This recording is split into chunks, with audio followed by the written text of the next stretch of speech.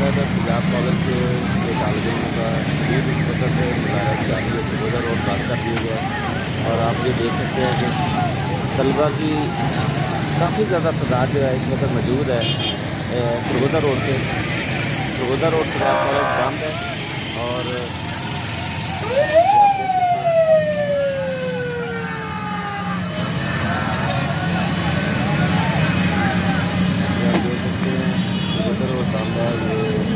बुलंदी आ चुकी है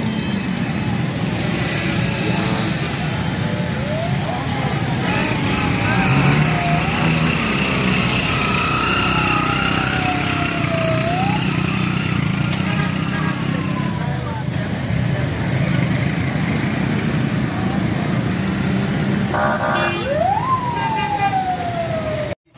आज़ादी आज़ादी आज़ादी आज़ादी आज़ादी आज़ादी।